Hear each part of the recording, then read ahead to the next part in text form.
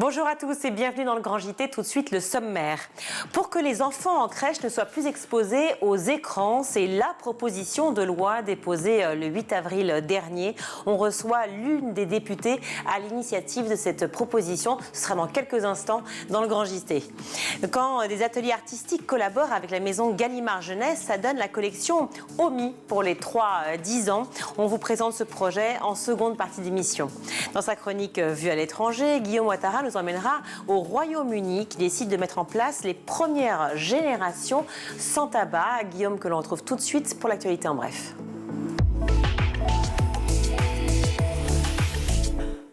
Bonjour Guillaume. Bonjour Virginie, bonjour à tous. On ouvre ce journal avec les suites de l'affaire du lycée Maurice Ravel. Un homme est jugé pour des menaces de mort proférées à l'encontre du proviseur de l'établissement. Oui, retour sur cette affaire. Fin février, une altercation intervient, vous le disiez, au lycée Maurice Ravel alors que le professeur demande à des élèves de BTS de retirer leur voile, ce qu'elle refuse de faire.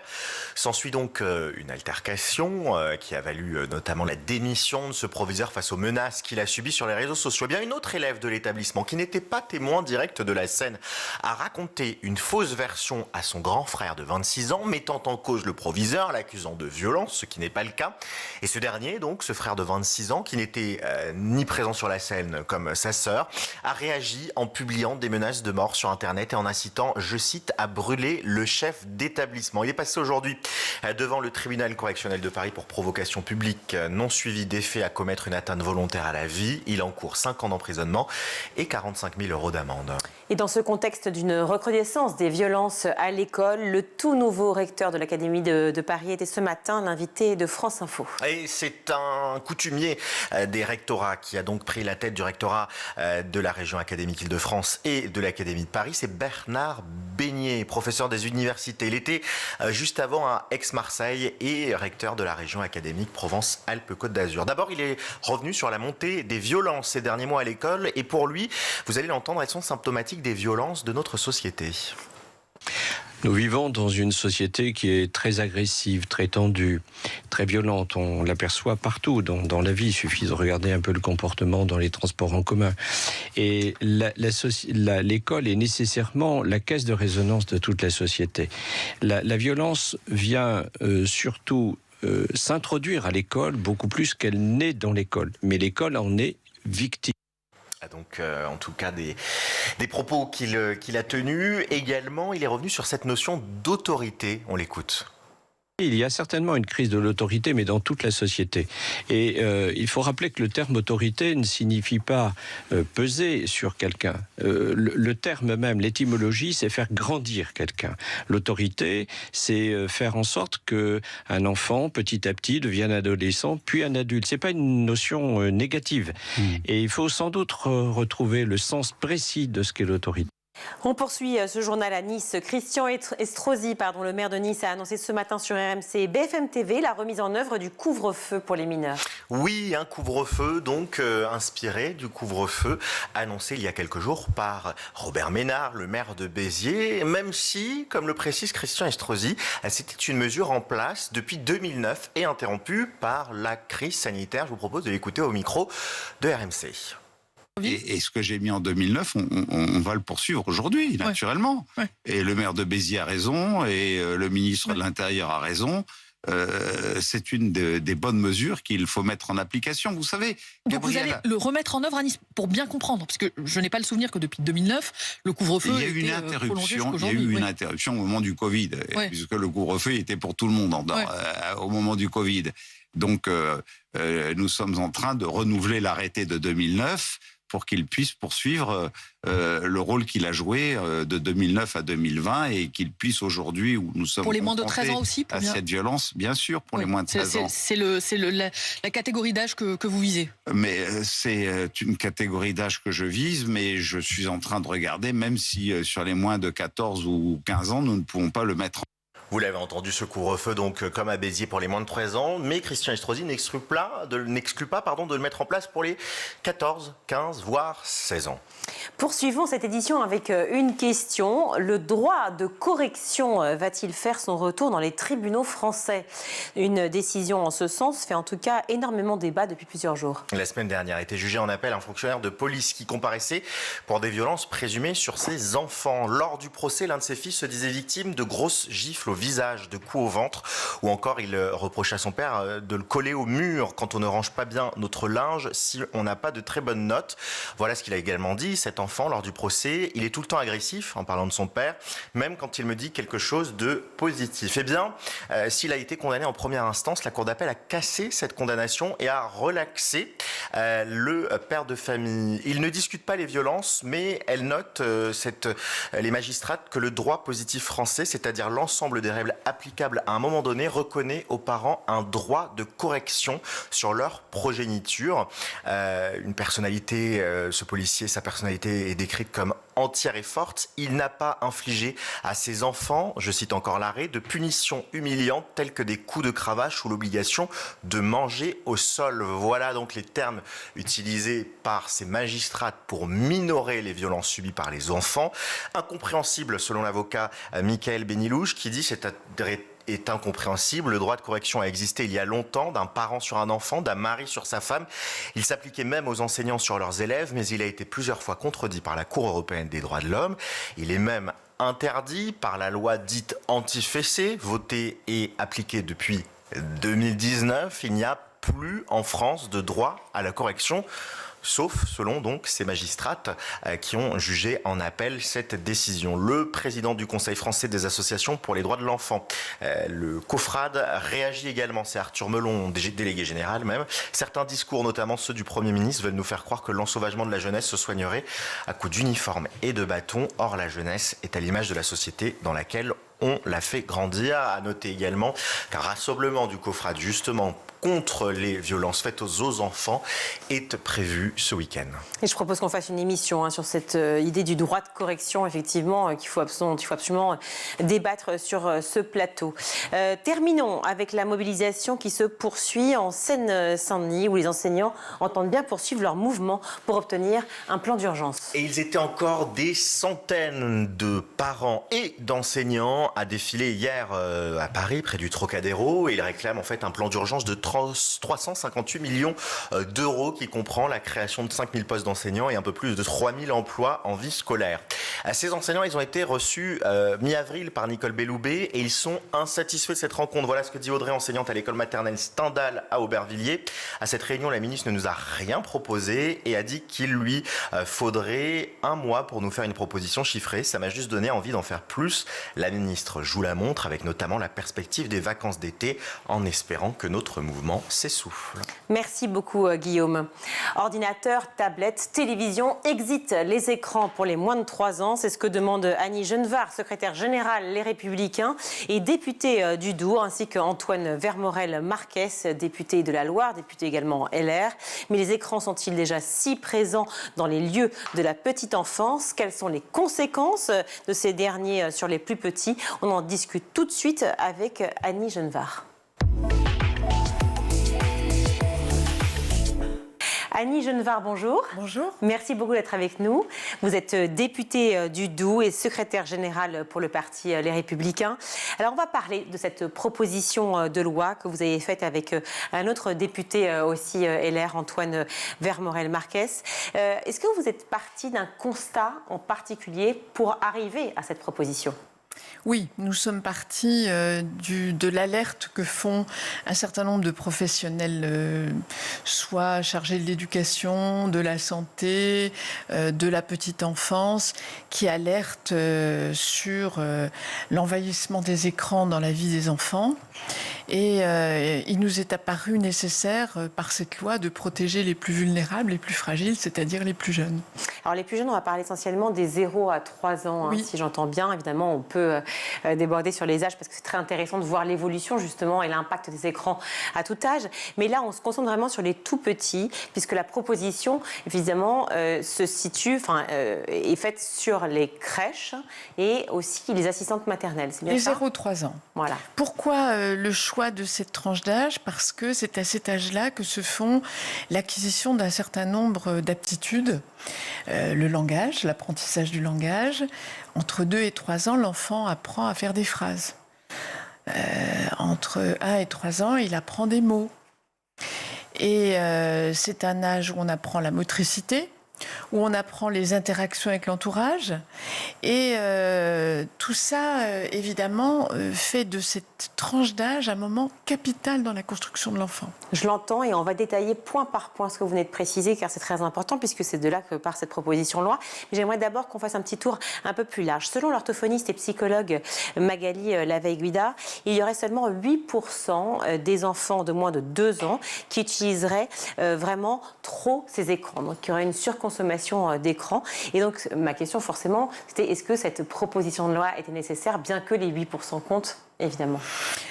Il y a une autre statistique qui interroge. C'est le fait qu'à 2 ans, un enfant passe en moyenne 1 heure par jour devant les écrans.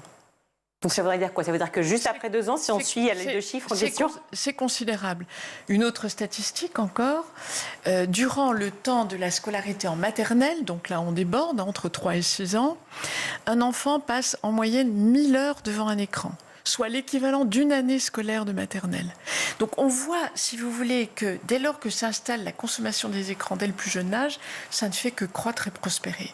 Et donc, quand bien même ça ne concernerait qu'un enfant sur 10, mais ça veut dire d'abord que c'est une statistique qui peut évoluer sous l'effet d'un certain nombre de facteurs sur lesquels on peut revenir, si vous le souhaitez, la pratique des parents. On va y venir, bien sûr, on va tout détailler ensemble. Ou encore la réponse du marché, qui propose de plus en plus de produits numériques pour les très jeunes enfants. Le texte vise à réguler donc l'usage des écrans, c'est-à-dire téléphone, tablette, ordinateur, télévision aussi, oui, bien sûr, pour les enfants donc, de moins de 3 ans dans les crèches et pour les assistantes maternelles qui donc travaillent à domicile. Est-ce que vous avez eu des retours de parents à ce sujet ?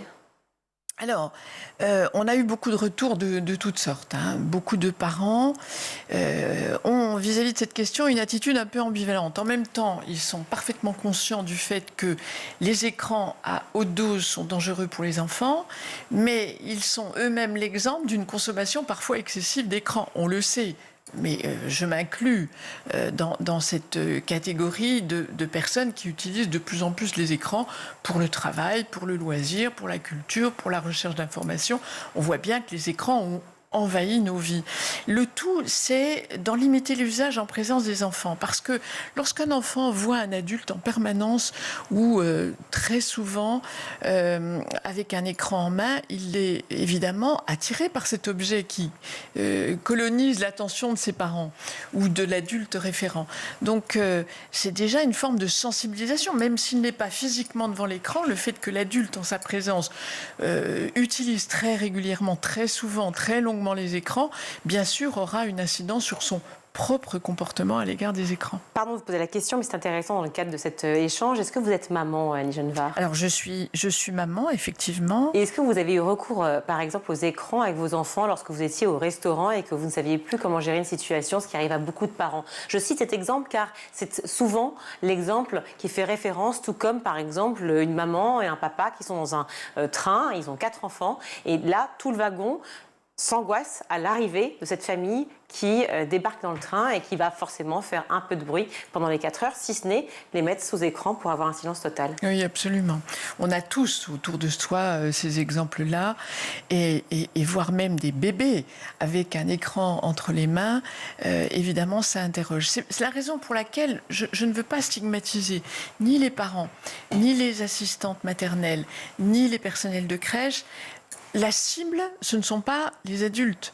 La cible, ce sont les écrans. Et notre proposition de loi, Antoine Vermorel et moi, c'est de dire nous ne pouvons pas nous taire face à un tel enjeu de santé publique. Et c'est la raison pour laquelle nous disons, cette proposition de loi, elle est claire, c'est interdiction de mettre un enfant devant un écran avant l'âge de 3 ans. Elle est intelligible, elle pose un cadre. Je prends l'exemple comparatif avec le tabac. Aujourd'hui, tout adulte responsable ne fumera pas en présence d'un bébé ou d'un enfant très jeune ou même d'un enfant plus grand, parce qu'on sait que c'est très préjudiciable à la santé des enfants. Ça ne fait plus débat. Je pense qu'en son temps, ça a peut-être fait débat. Nous voulons qu'à l'égard des écrans, il y ait la même clarté, la même certitude que ça n'est pas bon pour les enfants. Lorsque vous dites que vous ne voulez pas stigmatiser à la fois le personnel et à la fois les parents, mais plutôt les écrans, en fait, c'est quand même les parents qui sont responsables de ce qui se passe à la fois à la maison et aussi le personnel dans les crèches. Alors, je pense que c'est une responsabilité qui est partagée. En réalité, lorsque le parent est chez lui, il est effectivement en pleine responsabilité et il doit montrer l'exemple. Mais pour cela, il faut éveiller sa conscience aussi. Il y a des parents qui, en mettant leurs enfants devant des écrans, ne sont pas forcément conscients du danger auquel ils les exposent, parce qu'on ne leur aura pas dit. Pour les professionnels de santé, on fixe une loi, une règle qui est claire, qui est intelligible, pas d'écran avant 3 ans, et pour soi-même, on limite le recours à l'écran en présence des enfants. Alors, c'est finalement poser un cadre que chacun peut comprendre et que chacun peut s'approprier, parce que les professionnels de santé sont des gens responsables. Ils savent qu'ils ont en charge l'enfant, sa sécurité, sa santé, son intégrité. Et donc, on leur dit, voilà, parmi les dangers auxquels l'enfant peut être exposé, c'est différents risques, ils sont formés à cela. Eh bien, parmi les risques auxquels ils sont formés, il y a celui de l'exposition aux écrans. Alors, parmi les risques justement de l'exposition aux écrans, vous parlez tout à l'heure du langage. L'URCO, qui est un laboratoire de recherche composé de maîtres de conférences et d'orthophonistes, dit qu'il n'y a aucun effet négatif d'utilisation des écrans sur le langage. Quand un collectif d'orthophonistes, maîtres de conférences le dit, qu'est-ce que ça vous évoque? Alors, là encore, je n'évacue pas le fait que cette question dérange. Elle dérange, cette question de l'interdiction de l'accès aux écrans des enfants, parce qu'elle interroge aussi le comportement des adultes, son propre comportement. Moi, dans la hiérarchie des risques, je préfère le moindre risque que le risque éventuellement de se tromper. Ce que j'observe, c'est qu'il y a des consultations hospitalières pour des enfants qui sont quasiment mutiques à un âge où ils devraient parler, parce qu'ils ont trop été exposés aux écrans. Mais quand vous faites le parce que... Attendez, pardon, mais oui, c'est important. Quand vous faites le parce qu'ils ont été... Qui l'a déterminé, ce parce que? Comment cette raison est arrivée à... À l'occasion de la présentation de notre proposition de loi, il y a eu une énorme couverture médiatique qui nous a nous-mêmes énormément surpris, mon collègue et moi, beaucoup de demandes de médias, et qui, de ce fait, du fait de notre proposition de loi, ont fait des reportages, ont interviewé, sont allés sur le terrain. Et il y a eu beaucoup de reportages, notamment dans les consultations hospitalières, qui montraient des enfants, et les parents étaient là pour dire, oui, effectivement, ils ne parlent pas parce que il veut toujours être devant un écran. Donc les témoignages, ce sont des témoignages qui sont pris dans la réalité. J'ajoute autre chose. Lorsqu'un enfant de 3 ans arrive à l'école maternelle, les enseignants vous disent, et j'y reviendrai si vous le voulez bien, les enseignants disent, il y a des enfants qui arrivent avec 500 mots de vocabulaire, il y a des enfants qui arrivent avec 1500 mots de vocabulaire. D'où vient cette différence? Elle vient de plusieurs choses. Elle vient du fait qu'il n'a pas suffisamment entendu parler. Alors, ça peut être le cas des enfants allophones qui entendent une langue étrangère et pas suffisamment la langue française et qui arrivent donc avec un faible corpus de vocabulaire. Ça peut être des enfants à qui on a peu lu d'histoire. On sait l'importance dans l'éveil de l'imaginaire, dans l'acquisition du vocabulaire, dans l'interaction humaine avec les parents, du rôle de l'histoire racontée. Il y a beaucoup de parents qui savent le rôle de l'histoire du soir. Mais c'est très important, la lecture partagée, parce que c'est là que ça s'appréhende beaucoup de compétences pour l'enfant. Donc, quand un enfant regarde un écran, il est passif, il n'est pas dans l'interaction. Alors justement, pardon de vous couper, mais il y a beaucoup de tablettes interactives justement aujourd'hui. Oui. Le numérique est très interactif et beaucoup de sociétés qui sont spécialisées justement dans l'éducation intelligente proposent ce type de tablette. Qu'est-ce que vous en pensez? Alors, si je prends les enfants de 0 à 3 ans, je me suis amusée à googliser jeux numériques enfants de moins de 3 ans. Vous n'imaginez pas la puissance du marché qui a bien compris. Je te connais bien. Qui a bien compris quel était son intérêt en la matière et qui propose des tas de jeux prétendument éducatifs. Oui. Bien sûr que le jeu est éducatif, mais ce qui est éducatif dans le jeu, c'est aussi l'interaction, c'est quand vous jouez avec l'enfant. Quel est le parent? Alors, j'entends certains opposants à notre proposition de loi qui disent « mais l'important n'est pas le temps d'écran, l'important c'est qu'il y a un adulte à côté de l'enfant ». Excusez-moi, quel est le parent qui regarde les dessins animés avec son enfant et qui interagit avec l'enfant sur le dessin animé? Je suis d'accord, mais un troisième argument, c'est la qualité en fait de l'interaction qui est proposée. Or, sur certaines tablettes numériques, je reprends, non pas pour être en contradiction, c'est pour être en échange et pouvoir comprendre bien en fait quelle est votre position. Les tablettes numériques qui proposent justement soit des jeux éducatifs, soit d'apprendre justement le vocabulaire, les lettres, les sons, à opérer, à dessiner avec les doigts pour pouvoir justement former les lettres. Qu'est-ce que vous pensez de ces tablettes-là? De 0 à 3 ans, encore une fois, on est sur cette... Je pense que tout ça, il peut le faire avec un livre, avec un papier, avec un crayon, avec un adulte. Bien sûr, mais pourquoi pas avec une tablette? Eh bien, parce que la richesse de l'interaction n'est pas du tout la même avec une tablette qu'avec un adulte. J'ajoute le fait que si on va un peu plus loin dans l'âge, et ça a été l'objet d'une mission d'information que j'ai conduite avec un de mes collègues, Fabrice Le Vigoureux, sur l'apprentissage de la lecture. Et là, les auditions que nous avons faites sont très catégoriques pour les spécialistes reconnus de ces questions, pour dire non seulement le numérique n'apporte rien, mais en matière d'apprentissage, de qualité d'apprentissage, mais en plus, il perturbe. Il faut savoir qu'il y a des recherches qui sont opérées aujourd'hui sur le fonctionnement du cerveau et sur les effets des écrans à haute dose sur le cerveau lui-même. Non seulement sur son fonctionnement, mais sur sa conformation, si vous voulez. Moi, je ne suis pas médecin, mais j'écoute ce qui est dit et je crois que nous qui sommes habitués à nous prémunir de tout un tas de risques, quand il s'agit d'enfants, a fortiori d'enfants très jeunes, on n'a pas le droit de prendre des risques. Et vraiment, je considère que cet âge est si important dans l'acquisition du langage, de la motricité et de l'interaction avec autrui qu'on n'a pas le droit de prendre le risque de perturber ces apprentissages qui sont fondamentaux. Encore une fois, Une tablette, c'est un espace en 2 dimensions. Oui.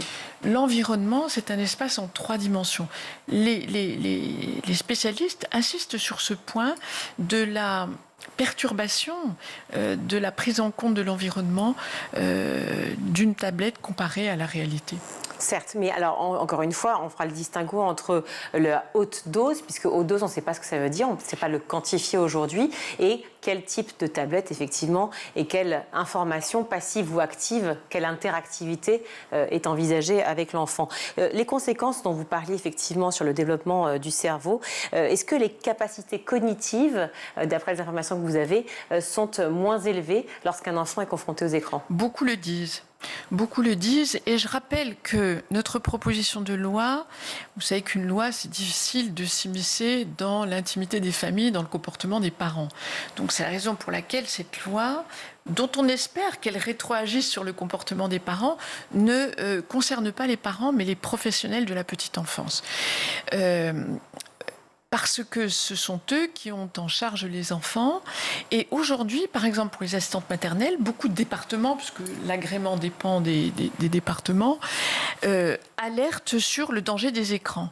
Mais pour l'instant, ce n'est qu'une alerte, une préconisation. Attention de ne pas utiliser, de ne pas mettre les enfants trop longuement devant la télévision. Ce ne sont que des préconisations. Un parent qui dirait aujourd'hui à l'assistante maternelle pas d'écran du tout à votre domicile, il n'y a pas de substrat législatif pour épauler cette demande. Ça peut figurer dans le contrat, mais dès lors que c'est la loi, elle est généraliste, elle protège tout le monde. Si les parents n'ont pas la vigilance nécessaire pour alerter l'assistante maternelle ou si l'assistante maternelle a des enfants de différents âges, la télévision peut être allumée devant un dessin animé devant lequel se trouve un enfant de moins de 3 ans. Donc il faut poser une règle dont la clarté garantit le succès. Pour ce qui est des crèches, évidemment, aujourd'hui, il n'y a pas de télévision dans les crèches, enfin, je ne crois pas. Et il n'y a pas d'écran non plus. C'est pour ça d'ailleurs qu'ils sont vent debout par rapport à votre proposition de loi. Ils sont vent debout parce qu'ils ne comprennent pas. Ils ne comprennent pas. Mais qui, aujourd'hui, peut dire que dans le stock de jouets disponibles dans les crèches, il n'y aura pas demain des jouets numériques? Ah mais attendez, dans ces cas-là, on peut dire qui peut dire qu'il n'y aura pas de drogue, qui peut dire qu'il n'y aura pas de pistolet, enfin, on peut être dans le futur approximatif. Là, on parle d'objets légaux. On parle d'objets légaux où il y a une offre sur le marché et dont vous venez vous-même de faire la défense. Donc, il n'y a pas de tablette. Excusez-moi, madame. Est-ce qu'il y a des tablettes dans des crèches en France ou dans des haltes garderies? Je rappelle que la loi a 2 objets. Un, limiter l'usage des écrans en présence des enfants. Donc ça concerne tous les adultes qui sont en présence des enfants dans des structures professionnelles, y compris les crèches. Alors c'est vrai que dans les crèches, les parents aiment bien avoir les photos des enfants. Donc on peut, quand on est professionnel de crèche, sortir son appareil, son portable pour prendre une photo de l'enfant pour le donner aux parents. Ça, c'est pas interdit. C'est simplement limiter l'usage des écrans en présence des enfants.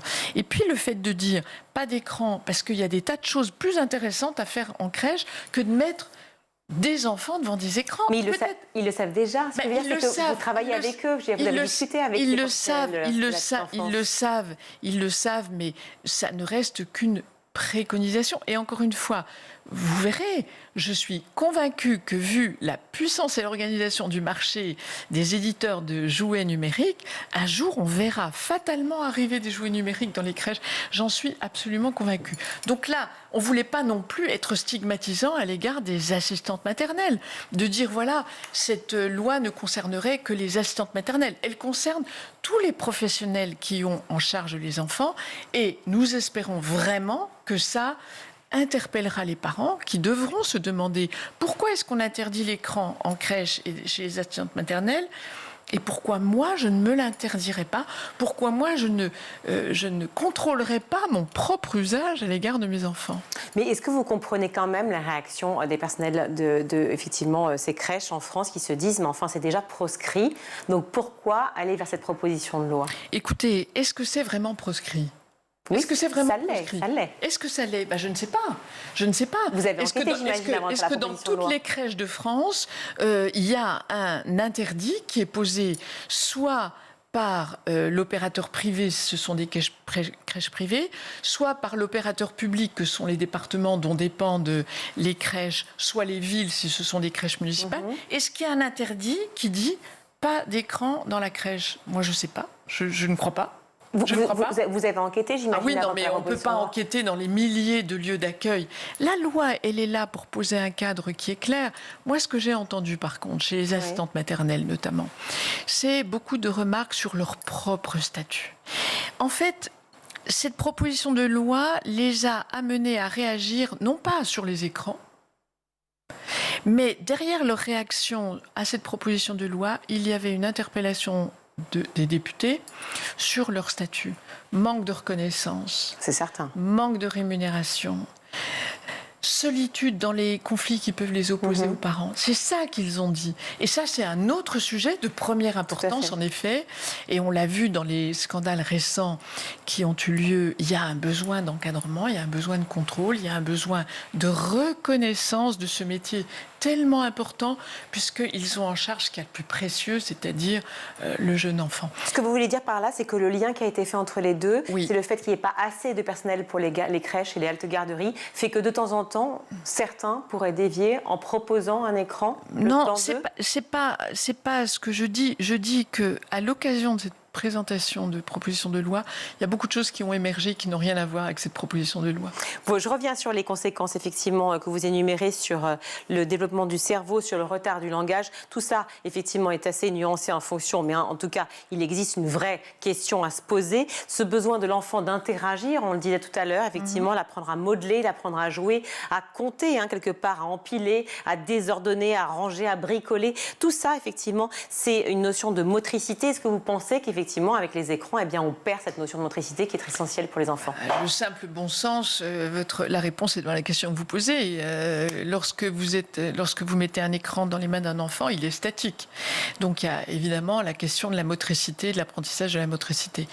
Est-ce que ça amène justement, parce que c'était mon deuxième coup de la question, l'après-coup, c'est que donc, est-ce que cette absence, effectivement, quelque part, ou en tout cas ce manque de mouvement, et donc cette absence de motricité, amène les enfants à davantage d'agressivité si tôt, entre 0 et 3 ans? Eh bien, ce que nous constatons, c'est que les enfants et les jeunes qui sont sensibilisés, qui sont addicts aux écrans, dès lors que vous les en privez, peuvent développer de l'agressivité. C'était intéressant d'ailleurs hier de voir dans le déplacement du Premier ministre, dans l'internat qui vise à rescolariser des enfants et des jeunes qui sont en rupture scolaire. À un moment, le Premier ministre a dit à un jeune qui avait, je ne sais pas, entre 12 et 14 ans, tu sais que tu n'auras pas d'écran ici. Le visage du jeune s'est décomposé. À 12-14 ans, c'est pas la même chose. Non, on n'est pas dans la même tranche d'âge. Non, mais c'est pas la même chose. Mais on sait que l'addiction aux écrans provoque un sentiment de privation et qui a une véritable addiction aux écrans. D'ailleurs, les adultes aussi, vous savez, quelquefois, on peut se poser la question. Donc, Madame la députée, tout à l'heure, je vous posais la question, vous avez des enfants, vous n'avez jamais utilisé les écrans pour vos enfants quand vous avez 0 et 3 ans. Alors, je suis un peu plus âgée que vous, n'est-ce pas? Et donc, mes enfants, ni télévision, ni rien.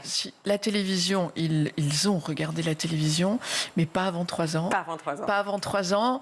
Et en tout cas, c'était très contingenté. C'était 1 heure par semaine lorsqu'ils ont eu le droit de la regarder. Et certaines chaînes contrôlées, je l'assume, j'ai été très directive avec mes enfants. Et j'observe que chez des jeunes parents, parce qu'on ne veut stigmatiser personne dans cette affaire. Je veux le redire aux professionnels de la petite enfance, pour qui j'ai infiniment de respect. J'ai été mère pendant 15 ans. J'ai créé une crèche, donc je sais très bien la qualité du travail qui est fourni. C'est un métier très exigeant et j'en mesure vraiment toute la qualité. Mais ce que je voulais dire, c'est que il faut impérativement avoir en perspective vraiment ce qui est stigmatisé dans cette loi. Ce ne sont pas les personnes, ce sont les écrans. Et je vois que beaucoup de jeunes parents interdisent même qu'on sorte un écran en présence de leurs enfants. Donc il y a des parents, de plus en plus de parents, qui sont parfaitement conscients du danger qu'il y a à montrer à l'enfant ce totem absolu qu'est le portable ou la tablette ou l'écran, et qui sont très réducteurs dans l'accès aux écrans. Donc ça me rend assez optimiste. Dernière question, juste en un mot, une réponse. Distinguo entre regarder, écouter, écran non, mais podcast oui? Oui, parce que entendre une histoire, fût-ce par une boîte à contes, comme ça se développe. D'abord, il ne faut pas que ça se substitue au livre, c'est très important. Et puis parce que ça permet aussi l'imaginaire. On n'impose pas une image, donc l'imaginaire de l'enfant travaille. Mais vous voyez, je vais vous raconter une anecdote. Assez rapidement, parce que rapidement, avec mon collègue sur l'apprentissage de la lecture, dont l'épouse est institutrice en maternelle. Elle a vu arriver des enfants à qui on présentait un livre et qui faisaient comme ça, comme si c'était un écran. Et oui, forcément, on sait, c'est automatique ce geste. L'importance du livre et de la lecture partagée. Et la force de la société qui a créé ça aussi. Deux ambivalences. Merci beaucoup Annie Genevard d'avoir été avec nous. Je rappelle que vous êtes députée du Doubs, effectivement, ancienne maire de Morteau, il me semble, et puis secrétaire générale pour le parti Les Républicains. Merci. Merci à vous. On marque une courte pause, on se retrouve.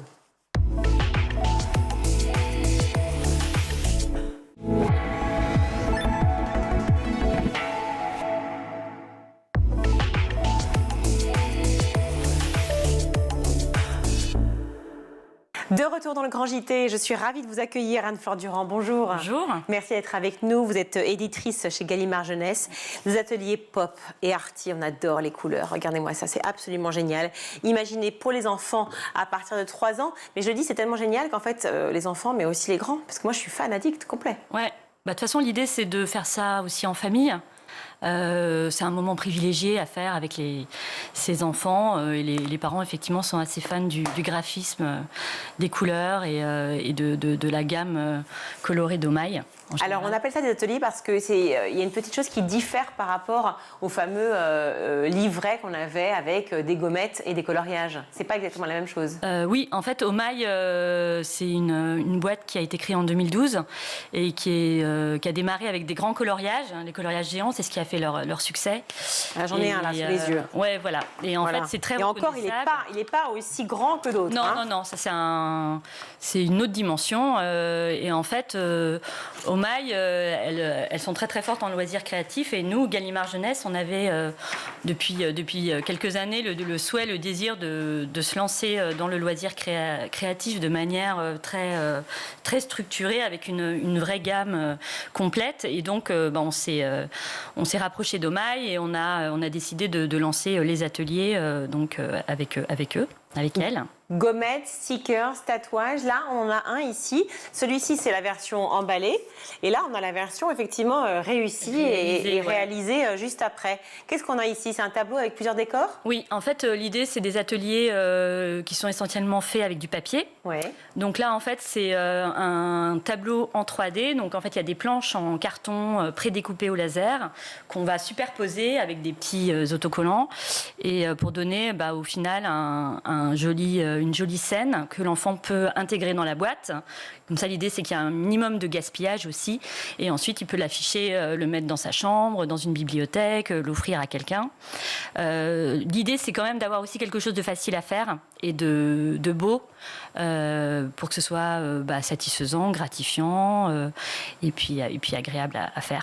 Oui, voilà, vous l'avez dit, c'est quatre planches en fait, qui sont prédécoupées et cartonnées, avec tout un système de pastilles, de petites gommettes à jouer pour pouvoir travailler. Qui donne un effet 3D, voilà. Voilà, l'effet 3D escompté. Et donc, on crée une fête foraine, en fait, exactement, dans laquelle l'enfant va pouvoir jouer après et évoluer. Oui, alors celui-là, il est essentiellement déco. Après, on en a d'autres pour jouer.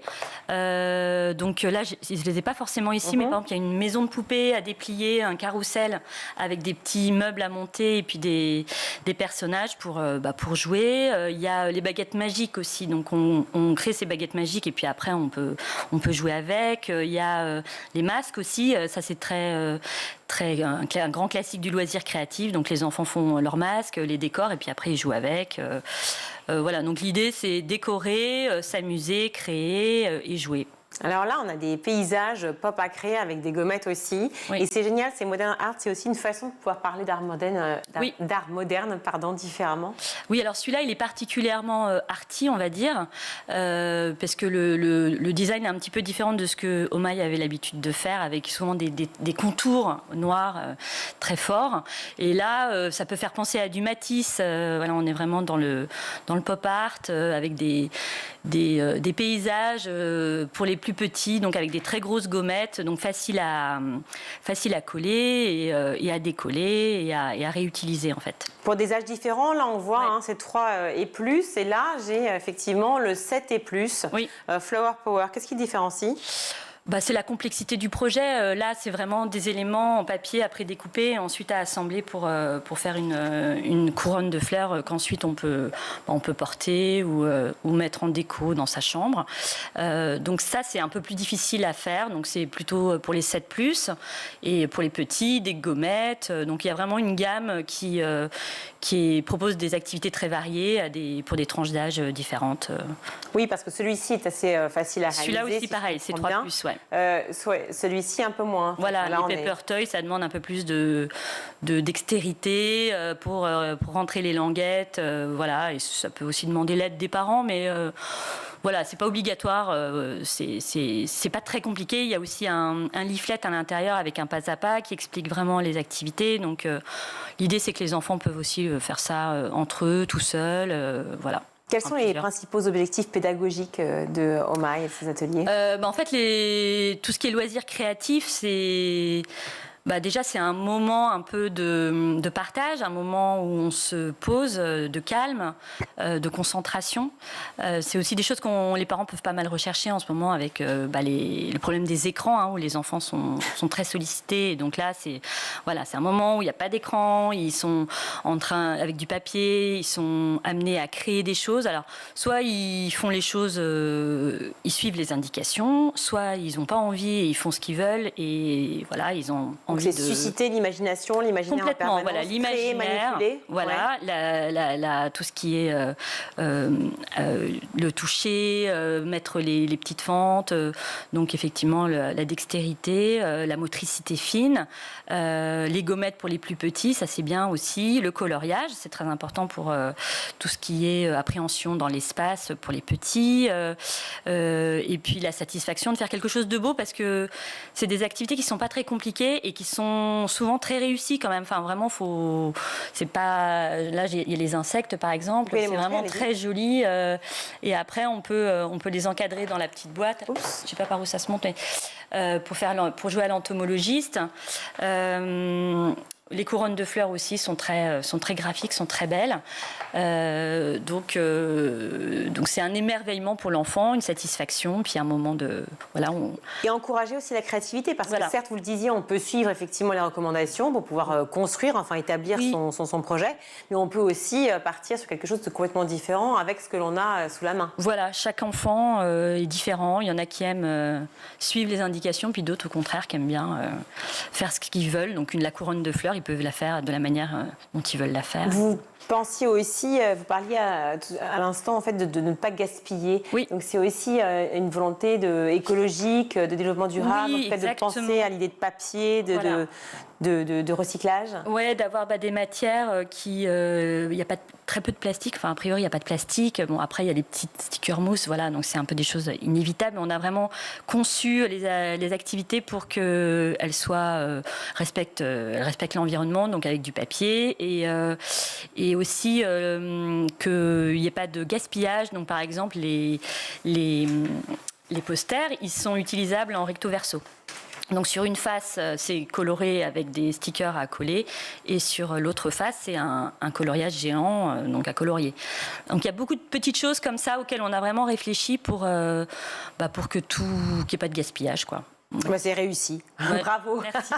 Bravo Anne-Fleur Durand, éditrice chez Gallimard Jeunesse. Bravo pour la collection Omi, vous avez ça comme vous voulez. C'est pop, arty, c'est chouette, c'est malin. Ce sont des ateliers super à faire, soit pour les enfants tout seuls, soit pour les aider. En tout cas, moi j'adore le faire avec ma fille, mon fils étant un peu grand maintenant. Mais je l'ai fait aussi pas mal avec lui. Merci beaucoup d'avoir été avec nous sur ce plateau. Et puis bravo, bonne continuité pour Omi. La suite, c'est gentil. Merci beaucoup. On va retrouver tout de suite Guillaume Ouattara pour sa chronique. Guillaume, direction le Royaume-Uni, où une mesure importante vient d'être prise, en effet, l'interdiction de la vente de tabac à vie pour les personnes nées après 2009. Oui, tout à fait. Comme vous venez de le dire, donc le Royaume-Uni souhaite tout simplement que les nouvelles générations nées après l'année 2009 ne puissent jamais, au grand jamais de leur existence entière, acheter le moindre paquet de cigarettes. Ces jeunes nés en 2009, ils ont actuellement 15 ans. Et le but, c'est que petit à petit, on supprime totalement la cigarette des habitudes et des achats. Il faut dire qu'au Royaume-Uni, comme en fait partout dans le monde, le tabac fait des dégâts et des ravages sur la société. Fumer tue, on le sait, mais ça n'empêche pas les plus jeunes de commencer tôt, voire même trop tôt. Quelques chiffres. 12% des Anglais de 16 à 17 ans fument. 4 fumeurs sur 5 au Royaume-Uni ont commencé avant l'âge de 20 ans. Et 3/4 des fumeurs déclarent que s'ils pouvaient revenir en arrière, ils n'auraient jamais commencé. C'est donc une question de santé publique. Au Royaume-Uni, comme en France, le tabac est la première cause de mortalité évitable, avec au Royaume-Uni 80 000 décès par an. En France, 75 000 décès par an. Le Royaume-Uni décide donc d'aller encore plus loin que les autres pays avec cette mesure qui vise l'interdiction totale de la cigarette pour toute une génération. Alors concrètement, Guillaume, comment ça va se mettre en place cette mesure au Royaume-Uni ? Alors elle vient d'être votée et elle devrait se mettre en place progressivement dans les prochaines années avec des contrôles accrus qui vont être chez les buralistes. Parce que certaines mauvaises voix s'élèvent déjà et pestent en expliquant que le tabac, il est déjà interdit de vente pour les mineurs au Royaume-Uni comme dans beaucoup de pays européens, mais qu'il leur est très facile de s'en procurer et ils se demandent donc s'il sera vraiment facile de faire appliquer cette telle loi. Il n'empêche que que cette mesure est radicale. Elle s'accompagne d'autres mesures, comme celle de l'interdiction des puffs. Vous savez, c'est les cigarettes électroniques au goût sucré, jetables, qui sont également interdites en France depuis plusieurs mois parce qu'elles habituent les jeunes dès la plus tendre enfance, parfois, à la nicotine et qu'elles sont bien souvent la première porte avant une dépendance au tabac sous forme de cigarettes. Guillaume, quelles sont les critiques adressées à cette mesure? Elles sont de plusieurs ordres, ces critiques, parce qu'on peut penser que c'est une bonne mesure et en fait, il y a plusieurs voix qui s'élèvent. D'abord, il y a ce que je vous disais il y a quelques instants, celles et ceux qui disent oui, mais de toute façon, le tabac est déjà interdit aux mineurs et ils peuvent s'en procurer, donc ça ne sert à rien. Ça, c'est ce qu'on entend un petit peu partout. Il y a également la question de la contrebande, puisque s'il n'est plus possible pour ces jeunes nés après 2009, même quand ils auront 40 ans, en 2049, ils n'auront pas le droit théoriquement de s'acheter des cigarettes, eh bien, ce que redoutent certains, c'est la mise en place de véritables marchés de contrebande avec toute la violence inhérente, avec tous les trafics qui pourraient venir. Et puis, il y a une question qui est là, franchement, un peu discutable, mais que je vous propose quand même, celle de la liberté personnelle. C'est Robert Jeanric, l'ancien ministre de l'immigration, qui a fait un tweet, un X sur le réseau social X, donc, et qui s'est prononcé contre le texte. Voilà ce qu'il dit: je crois en la liberté personnelle, éduquons davantage et interdisons moins. Pour lui, donc, il ne faut pas interdire, mais il faut faire plus de prévention. Mais la prévention, le problème, c'est qu'elle existe depuis des années et qu'elle ne fonctionne pas. Certains, en fait, y voient, c'est le cas de Martin McKee, professeur de santé publique européenne à la London School of Hygiene and Tropical Medicine. Lui, il y voit un travail de sape des puissants lobbies du tabac. L'industrie du tabac et ses clients ressuscitent leurs vieux arguments pour retarder cette importante législation. Mais ça veut dire que donc, je suis née en 2011, je ne peux pas, on est d'accord, mais née en 2008, je peux. Ouais. D'accord, donc quelques années d'écart, et à 45 ans, je pourrais fumer et pas fumer avec un camarade. Théoriquement. D'accord, bon, alors cette mesure, est-ce qu'elle est en vigueur dans plusieurs pays? Oui, il y avait eu une tentative en Nouvelle-Zélande où en 2022, on avait voté une loi pour interdire aux Néo-Zélandais nés après 2008 d'acheter des cigarettes. Mais fin 2023, il y a eu un nouveau gouvernement conservateur qui a annoncé l'abandon de ces dispositions pionnières. Ils ont abrogé ces mesures avant qu'elles n'entrent en vigueur. Donc en fait, ça n'est même pas entré en vigueur, que ça a été abrogé. Pour lui, l'objectif, c'était la peur du marché noir de vente de tabac. Il avait également souligné, ça c'est un argument extrêmement cynique, que les recettes fiscales provenant des ventes de cigarettes généraient des revenus bienvenus pour le gouvernement. Bah oui, il faut savoir que le tabac, ça rapporte en France, on est à plusieurs milliards d'euros chaque année. Et donc, perdre cette manne financière, qui repose sur l'adduction quand même de jeunes et de moins jeunes à un produit très mauvais pour la santé, ça posait problème. Il s'agit d'une perte majeure pour la santé publique et une énorme victoire pour l'industrie du tabac dont les bénéfices seront augmentés au détriment des vies néo-zélandais, avait réagi l'association anti-tabac Health Coalition Aotearoa dans un communiqué à l'époque. On ne sait donc pas si cette mesure forte du Royaume-Uni sera suivie, mais c'est en tout cas un boom qui est lancé. Un élan. Merci beaucoup Guillaume. Tout de suite, on va retrouver Malika Ménard dans Souvenirs d'écolier et cette semaine, elle reçoit le musicien et humoriste Redouane Arjan. À l'école, t'étais quel genre d'élève? J'étais terrible. C'est-à-dire dissipé, rebelle? Dissipé, rebelle, fou, bête. Mais en même temps, j'aspirais à autre chose. Je voulais déjà très tôt faire du théâtre. Mais je suis arrivé dans un collège où avant il y avait donc une section théâtre. Et l'année où je suis arrivé dans ce collège, c'est l'année où ils l'ont arrêté. Et donc c'est devenu encore plus un collège recentré sur lui-même, difficile. Donc j'étais très frustré. J'ai eu une scolarité très frustrée. J'étais très frustré. Pour toi, la scolarité, c'est plutôt une période difficile alors? Ouais, c'est une période difficile parce que on nous demandait très vite des choses. Je sais pas, on nous imposait des choses, on n'était pas curieux. Quand on apprenait de la poésie, Metz c'est quand même la ville de Verlaine, c'est la ville de Coltès. Quand on nous apprenait de la poésie ou quand on nous faisait étudier de la poésie, on était dans des schémas A, B, B, A, ça me rendait dingue. T'aurais voulu qu'il fasse quoi? Je sais pas. Est-ce que c'était la ville, t'aurais voulu que ça soit étudié à l'extérieur? Ouais, j'aurais aimé qu'on puisse, je sais pas, aller voir, peut-être, allons sur les lieux de là où les mecs ont vécu. Si en plus c'est des gens de la ville, profitons-en, allons, je sais pas, sortons, respirons la poésie, vivons-la, quoi. Mais des choses. Mais bon, je comprends que c'est déjà aujourd'hui très compliqué en 2020. C'est encore plus compliqué aujourd'hui en 2024 avec. Les classes surpeuplées et tout ça, à l'époque ça l'était peut-être un peu moins, mais je sentais déjà que c'était pas un format qui me plaisait.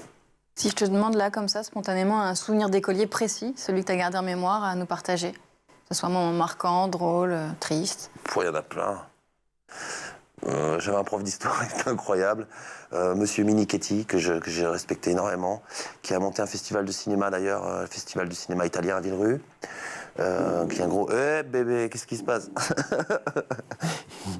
Bah alors? Il y a quelqu'un qui se rapproche? Je sais pas, il sent un truc. Qu'est-ce qu'il sent? Qu'est-ce que tu sens, bébé? C'est mon anecdote, je pense que mec va pas trop loin dans l'anecdote. C'était quoi cette anecdote? Bah non, il a parlé, je peux pas. Une autre? Non, une autre. Non, c'était un prof très cool et puis... un prof d'histoire alors? Prof d'histoire, il était super, il était très intéressant, il nous disait pourquoi apprendre l'histoire pour mieux comprendre le présent. Il nous sollicitait, on avait, je sais pas, on avait 13 ans, il nous sollicitait, mais j'ai une anecdote, quand quelqu'un se comportait mal dans sa classe, il le mettait au coin, quoi. Alors, je veux dire, pour nous, on était déjà le coin, le principe du coin, Mais t'avais quel âge? 13 ans. Ouais, ça se faisait encore. Non, mais lui, ça se voyait qu'il le faisait avec une espèce de recul humoristique était très marrant. Et je pense souvent à lui. Moi, je pense souvent à ce prof. C'était déjà la fin de ce numéro. On se retrouve demain, toujours en compagnie de Redouane Erjane, pour la suite de Souvenirs d'écolier. Tout de suite, c'est le meilleur de School TV avec le Zap. Deuxième condition, pour pouvoir éduquer, l'idée qu'on éduque pour demain. Ah oui, et ça, une des grandes difficultés, c'est la capacité à se projeter dans l'avenir. On parle beaucoup aujourd'hui, par exemple, que les jeunes auraient perdu le sens de l'effort. Bon, j'ai envie de dire que l'effort pour l'effort, c'est pas une valeur en soi, c'est du masochisme. Parce qu'une valeur, c'est l'effort pour atteindre un objectif qu'on s'est fixé. Et la difficulté de nombre de jeunes, c'est comment se fixer des objectifs. Ce qui donne sens à l'effort, c'est l'objectif. La crise que connaît le collège aujourd'hui est très souvent liée au fait que des jeunes ne voient pas trop le sens de ces disciplines qu'on leur inculque. Et donc, il s'agit de se projeter positivement sur l'avenir. Voilà pourquoi je pense qu'on ne peut éduquer que dans l'espérance. Je fais une distinction entre espérance et espoir. L'espoir est un objet. J'espère qu'il va faire beau, soit il fait beau, soit il fait pas beau. Oui, tandis que l'espérance est active. Alors que l'espérance n'a pas d'objet, c'est une dynamique. C'est ça. Mais voilà. Que répondez-vous à ceux qui disent que la gratuité des repas, ça coûte un pognon de dingue, bien sûr, c'est un investissement, mais qu'il faut peut-être aussi appuyer sur le gaspillage alimentaire. C'est là qu'on peut faire des économies. Il y a le gaspillage, mais le pognon de dingue, de toute façon, la collectivité, quand elle dépense 14 € pour encadrer la pause méridienne, pour produire les repas, pour les servir, pour animer le tout, quand elle le facture aux familles avec un quotient familial entre 10 et 4,60 €, elle prend largement sa part de cette politique. Donc de toute façon, c'est un coût qui existait et juste, on considère que c'est un droit universel au bien manger et donc on en fait une politique de gratuité comme l'école est gratuite le reste du temps. Ensuite, nous on dit aussi que la malbouffe et la question de la santé commence dans l'assiette. Et donc l'enfant qui mange mal, qui s'alimente mal, avec tout ce que ça a de conséquences, on sait aujourd'hui que les répercussions sur le budget de l'État, sur le budget de la santé, etc., est bien plus important que ce que les collectivités pourraient mettre pour éduquer au bien manger et participer avec cette gratuité. En préparant cette émission, j'ai hésité entre un organisme de formation virtuelle et une société de production de contenu immersif quand on a testé votre solution dans la rédaction. Est-ce que vous êtes à peu près ça, les deux à la fois ? On est les deux à la fois. On est organisme de formation, on est une société de production. On est situé sur le pôle Pixel à Lyon, c'est la cité du cinéma. Donc on vient du monde du cinéma, on vient du monde des sciences cognitives. On a une docteure en psychologie cognitive dans l'équipe. On vient du monde de la tech. On utilise des casques de réalité virtuelle et c'est d'assembler ces 3 morceaux pour créer des solutions où en 15 minutes, on met le casque, on devient un personnage. On se retrouve à la place de l'autre dans des situations. C'est que des situations, on parle de témoignages. D'accord. Donc on va récolter... Donc de faits réels en fait. De faits réels, tout à fait. Donc des faits qui sont arrivés à d'autres personnes. Et à partir de ça, on va construire un scénario qui se veut universel. Qui va créer des émotions parce qu'on va devenir un personnage, on va se retrouver confronté et en fait c'est l'apprentissage par l'expérience. C'est de dire des situations de sexisme, quand on sensibilise au handicap, sur identifier les signaux faibles du burn-out, dans les écoles, sur... le harcèlement scolaire, j'imagine. Aller sur les sujets du harcèlement scolaire, sur apprendre le consentement. Dans les grandes écoles, on intervient aussi dans les prisons sur les auteurs de violences conjugales pour travailler sur la reconnaissance des violences conjugales. Donc c'est un outil qui est assez puissant et on se met à la place de l'autre. Je crois qu'il faut distinguer cette notion de pouvoir et celle d'autorité. Le pouvoir, je reçois de l'institution. L'autorité, si j'y réfléchis bien, elle m'est conférée par ceux auprès de qui je l'exerce. 2 enseignants dans un collège ont le même pouvoir, même délégation du chef d'établissement pour assurer la discipline, ils n'ont pas la même autorité. Et l'autorité, quand je dis que c'est pas une crise d'autorité, je dis que l'autorité aujourd'hui, si hier elle s'appuyait sur le statut, aujourd'hui elle va s'appuyer sur la crédibilité de celui qu'en est le porteur. J'aime dire qu'on est passé d'une autorité statutaire à une autorité relationnelle. Et pour que le porteur soit digne de confiance et puisse faire autorité, encore faut-il qu'il soit jugé comme crédible par l'enfant, par l'adolescent. Donc il y a une notion d'exemplarité ? Alors je préfère pas les termes de cohérence. Cohérence, j'irais faire, parce que s'il fallait que les enfants attendent que tous les adultes soient exemplaires, on est mal barré. Notre il risquerait d'attendre longtemps. Je dois même avoir l'humilité de reconnaître que parfois, suite à un état de fatigue important ou un état de préoccupation trop important, je peux avoir peut-être telle parole ou telle posture un peu décalée par rapport à cette spiritualité de François de Sales. Mais à ce moment-là, il s'agit de reconnaître son erreur. Voilà. Mais l'important, c'est de dire, maintenant, le dire que je te dis, c'est aussi le dire que je m'impose. Bon, là, je suis pas parfait. C'est plutôt rassurant pour l'adolescent de découvrir aussi un peu les failles de l'adulte, parce que lui connaît ses failles. Il ne serait entouré que d'adultes parfaits. Il dirait jamais, je rêverais à devenir adulte. On peut envisager une initiative un peu équivalente pour des collégiens qui ne seraient pas à Harvard, bien sûr, mais... Alors, ce qui est super pour les collégiens, c'est le dispositif du département qui s'appelle Odyssée Jeunes et qui permet, avec leurs enseignants, de financer des projets qui, là, les emmènent parfois très loin, puisqu'il y avait plus beaucoup de voyages scolaires qui se faisaient.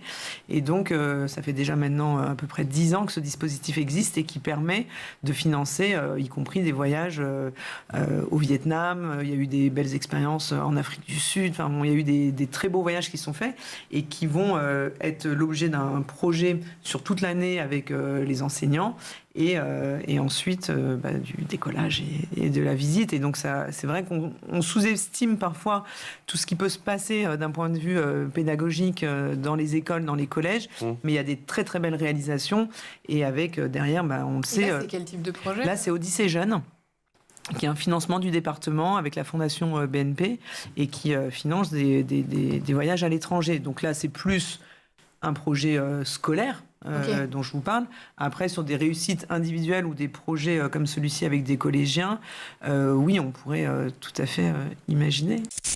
Vous indiquez qu'en France, en 2020, une étudiante sur 10 a été victime d'agressions sexuelles et une sur 20 de viols. Des chiffres qui amènent évidemment à un constat assez évident. Le consentement, ça n'est pas du tout une notion claire pour les étudiants. On voit justement la vidéo à l'écran de ce que moi j'ai pu voir en utilisant votre casque de réalité virtuelle pour nous sensibiliser. Vous proposez un module sur ce sujet spécifique avec une mise en situation assez bluffante qu'on voit à l'écran.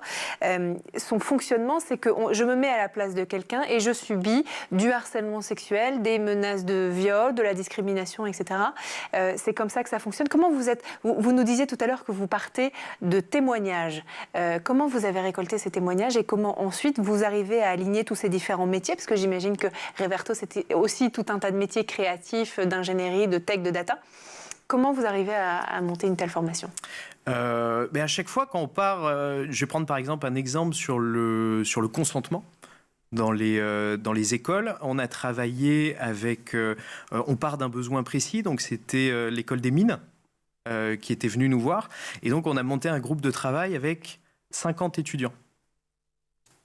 Et ce qui nous a permis de construire déjà une expérience avec leurs mots à eux, avec leur expérience à eux, et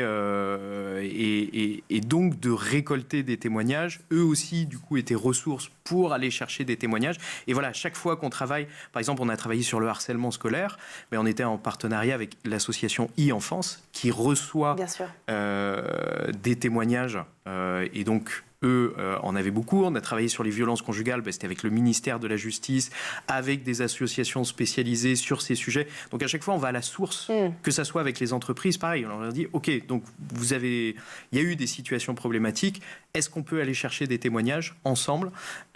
Et ça permet aussi d'aller plus précisément, en fait, dans les mécaniques qui se mettent en place et de construire des situations qui sont plus proches du réel. Et voilà, c'est la fin de cette édition. Merci à vous tous de nous avoir suivis. Merci à toute l'équipe qui a préparé ce grand JT. Aujourd'hui, à la réalisation, c'est Angèle Jean-Girard, le son Héloïse Merlin, le maquillage Laure Audemont, Laura Girard et Emma Ferret à la rédaction. Très belle soirée à tous et à demain. Ciao.